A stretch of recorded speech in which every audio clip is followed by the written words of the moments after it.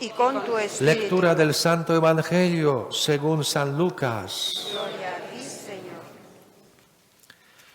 En aquel tiempo los 72 volvieron muy contentos y dijeron a Jesús: Señor, hasta los demonios se nos someten en tu nombre. Jesús les contestó: veía a Satanás caer del cielo como un rayo. Mirad, os he dado potestad para pisotear serpientes y escorpiones y todo el ejército del enemigo, y no os hará daño alguno. Sin embargo, no estéis alegres porque se os someten los espíritus. Estad alegres porque vuestros nombres están inscritos en el cielo. En aquel momento, lleno de la alegría del Espíritu Santo, Jesús exclamó: Te doy gracias, Padre, del Señor del cielo y de la tierra, porque has escondido estas cosas a los sabios y a los entendidos y las has revelado a la gente sencilla. Sí, Padre, porque así te ha parecido bien. Todo me lo ha entregado mi Padre, y nadie conoce quién es el Hijo sino el Padre, ni quién es el Padre sino el Hijo, y aquel a quien el Hijo se lo quiere revelar. Y volviéndose a sus discípulos, les dijo aparte: Dichosos los ojos que ven lo que vosotros veis, porque os digo que muchos profetas y reyes desearon ver lo que veis vosotros y no lo vieron, y oír lo que oís y no lo oyeron. Palabra del Señor. Gloria a ti, Señor Jesús.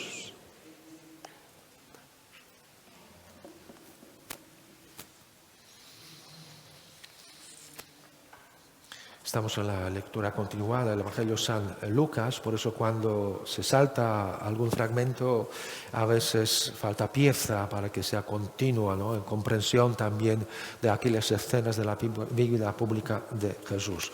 Justo el jueves, cuando celebrábamos la fiesta de santos arcángeles, Miguel, Gabriel, Rafael, y se cambió el Evangelio porque leíamos donde Jesús, del Evangelio de San Juan, donde hablaba de los ángeles que serán vistos también por la Iglesia, por los apóstoles, discípulos del Señor, ¿no?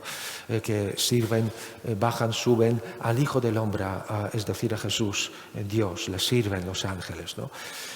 Pero fue entonces en la lectura continuada la escena cuando Jesús enviaba a los 72 a misionear.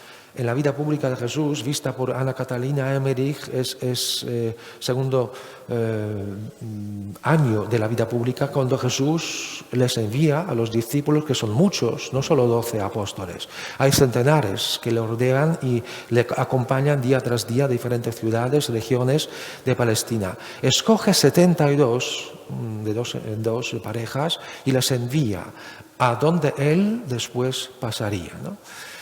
Tal como envió antes a los 12 apóstoles, ahora envía 72 discípulos, ¿no?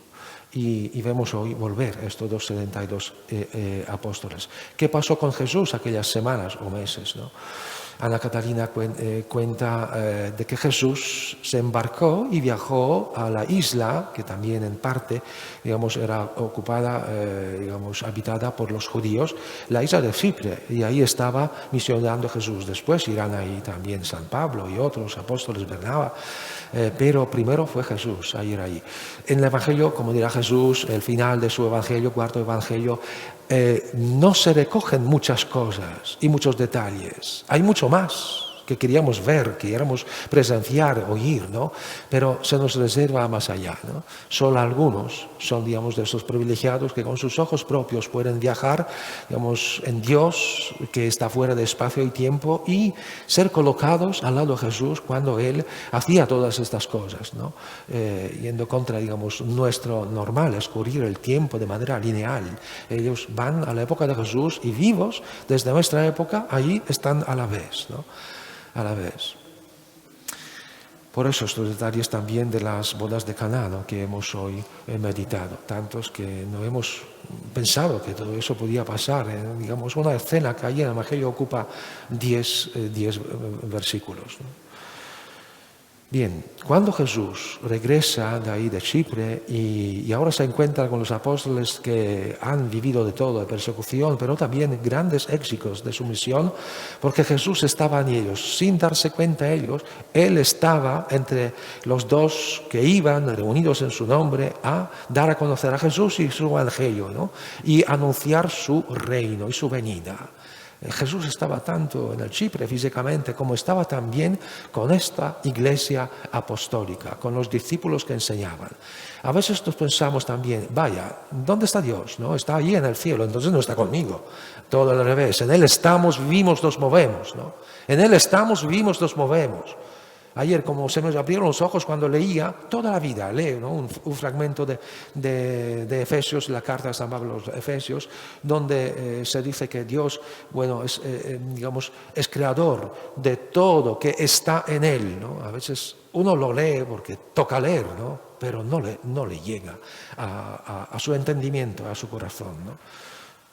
Las cosas creadas por Él están en Él. Dios, nos mantiene en su ser a todos. Todo lo material está en Dios.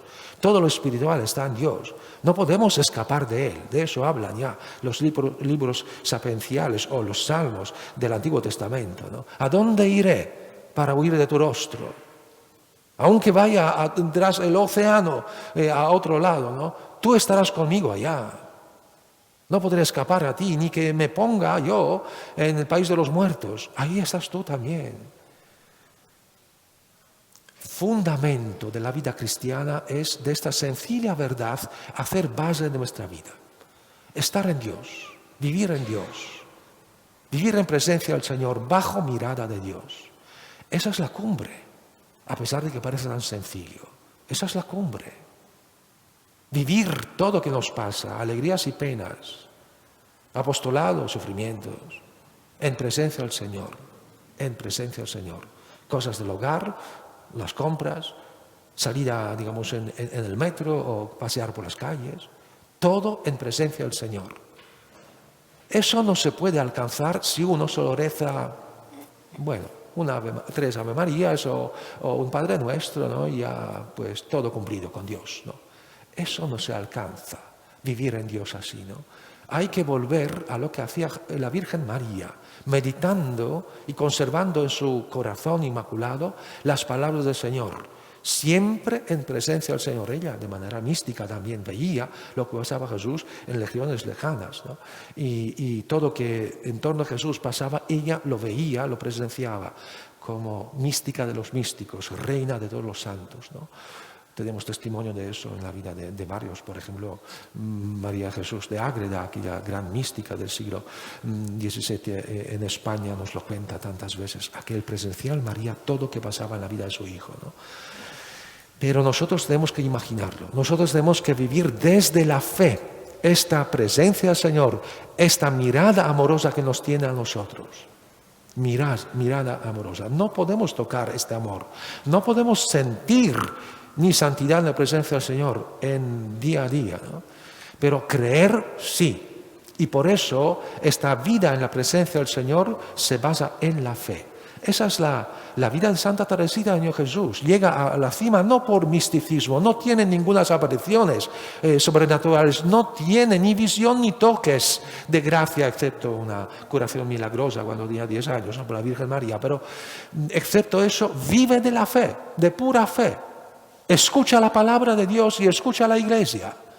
Y a base de escuchar y confiar en esta palabra, en Dios que no engaña, no puede mentir, ella se crea la visión de Dios bueno, de Dios que está tan cercano y Dios que busca a los sencillos, como hoy nos dice Jesús en el Evangelio, ¿no? A los que realmente no son de los presumidos, ¿no? De los orgullosos en su gran ciencia, sabiduría, sabios entendidos, no. Dios busca a la gente sencilla y a estos pequeñitos, ¿no? que viven de su pequeñez en Dios, en la grandeza de Dios, a ellos revela su misterio. Por eso lo que dice Jesús lo vivió Santa Teresita, ¿no?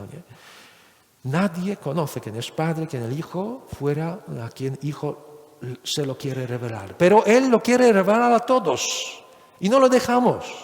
No entramos en este diálogo amoroso con el Señor. Él lo quiere revelar a todos sus hijos.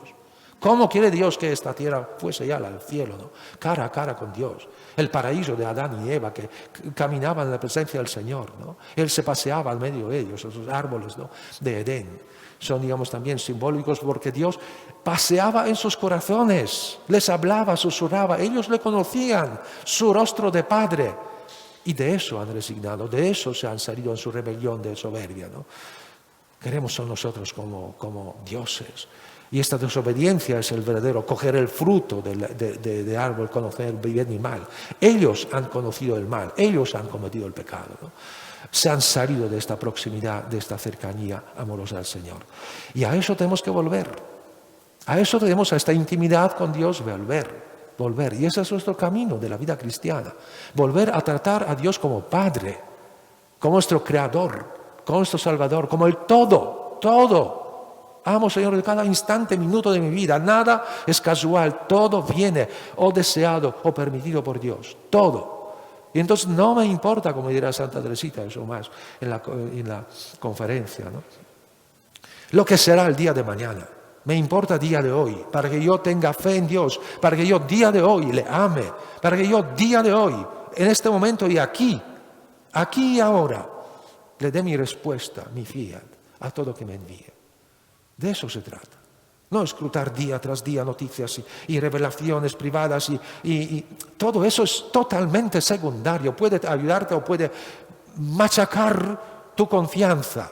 En muchas personas es así, que leen y se espaventan, leen y este horror de los acontecimientos venideros les espanta y no les da ni tranquilidad, les quita esta confianza del corazón. Entonces déjenlo. Recuerdo un blog, un chat, cuando un sacerdote, cuando se hablaba de estas cosas, bueno, justificables, ¿no?, las tantas apariciones, acontecimientos que hay que leer, discernir, signos de los tiempos, y él dijo en un momento, ¿no?, me voy, ya no puedo más, es tanto ruido, también ruido espiritual, voy a salir de este chat, de este blog, porque no me da ni tranquilidad ni paz para poder yo tratar con Dios día a día. A veces hay que tomar estas decisiones drásticas, ¿no?, y abandonar los buenos para tener más atmósfera de Dios en mi corazón, ¿no? Por eso Dios dirá a los discípulos también de aquella experiencia de misión primera, ¿no?, vamos a descansar un poco, y quiere apartarse, pero después a otra riba de Mar de Galilea encuentran otros, ¿no?, con sus enfermos, con sus necesidades, y tampoco pueden encontrar un lugar de descanso. Pero Dios quiere que descansemos en Él, que nos apartemos del ruido del mundo, también el ruido de los buenos, ruido espiritual, y muchas veces lo que nos falta es justo lo que nos propone la Virgen María, ¿no?, en primeros sábados. Meditad lo que ya conocéis, meditadlo pero a fondo, ¿no?, poned raíces en lo que está en superficie de vuestro corazón.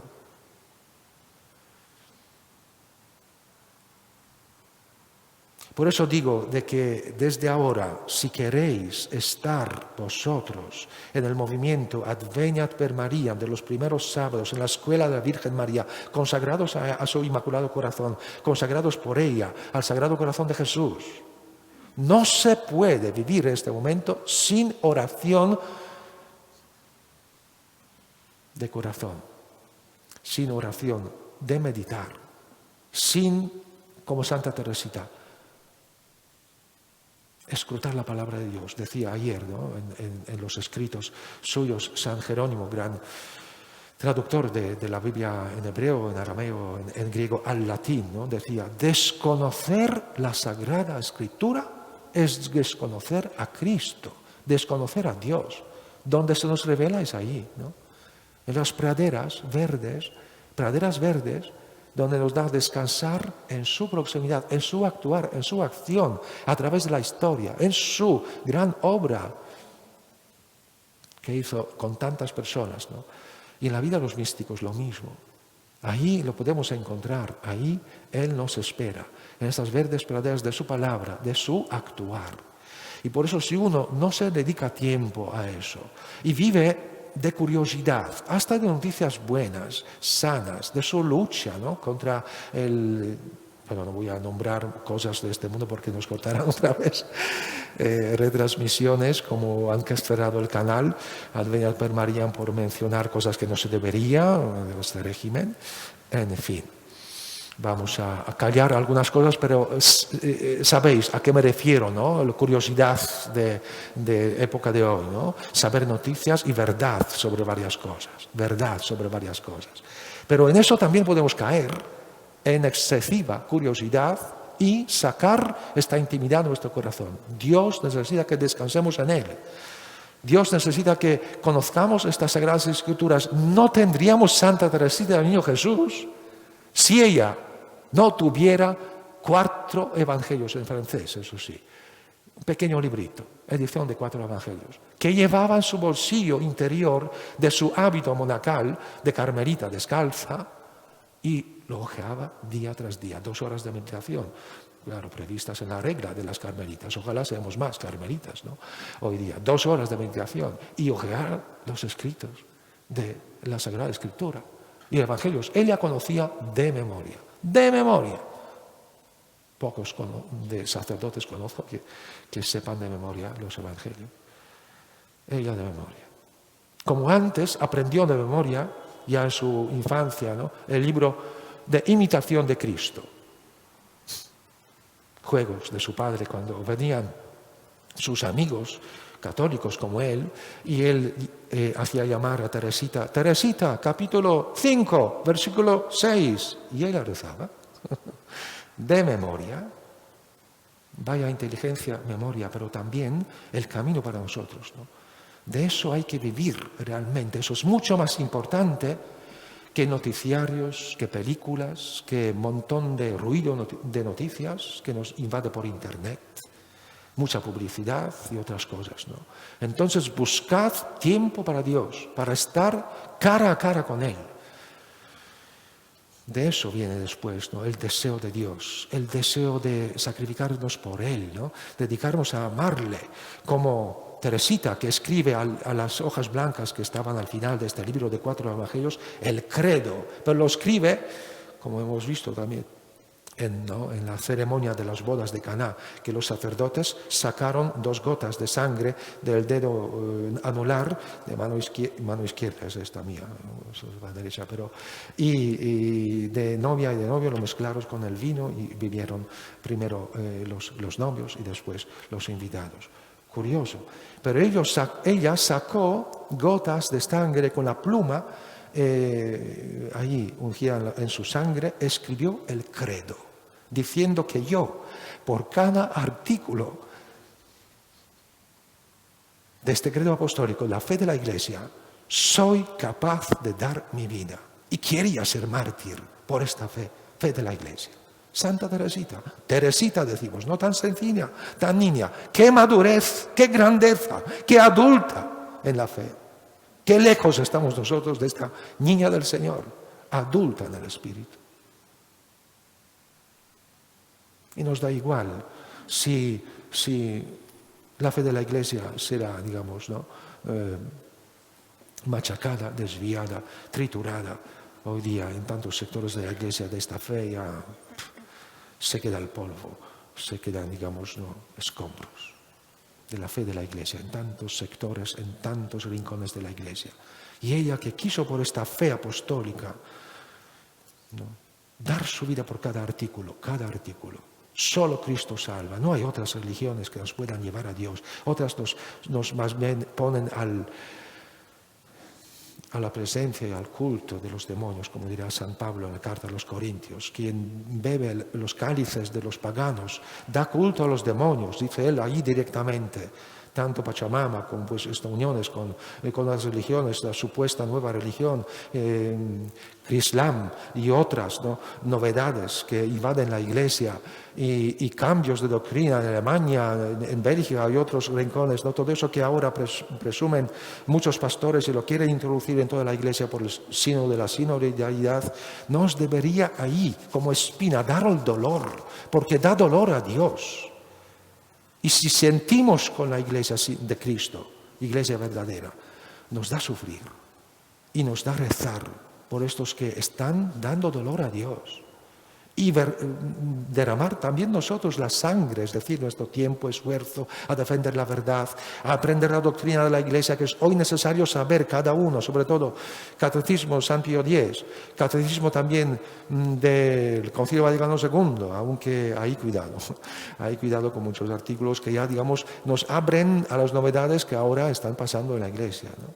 Por eso hay que aprender. No se puede ser cristiano adulto sin estudiar su propia fe, lo que cree la Iglesia, lo que es aquella fe apostólica que escribe en el credo de su sangre, ¿no? Teresita.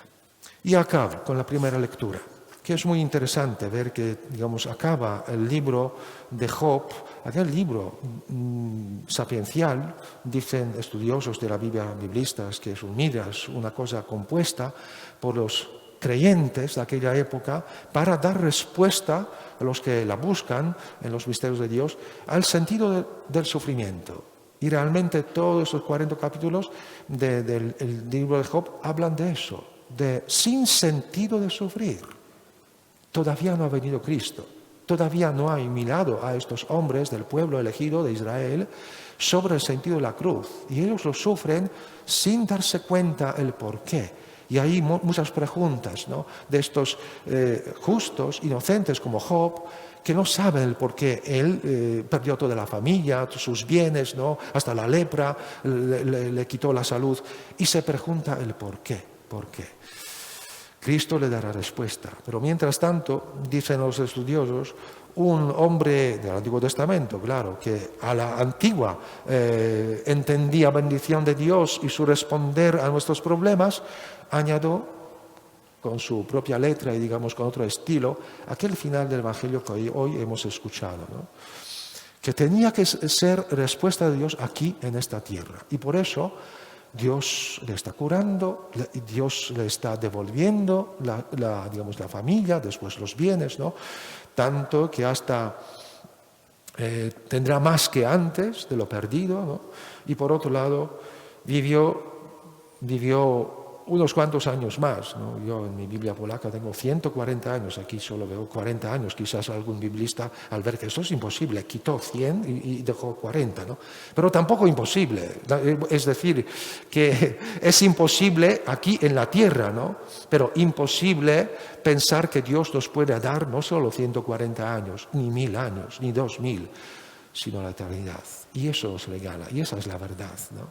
Y esa es la verdadera respuesta, que Dios nos dará su digamos, luz al sentido de nuestro sufrir en más allá, en la resurrección, en el país de los justos, en el país de la vida, en el país donde no solo 140 años o 40, sino miles y miles de años vamos poco a poco ir subiendo a conocer los misterios del Creador.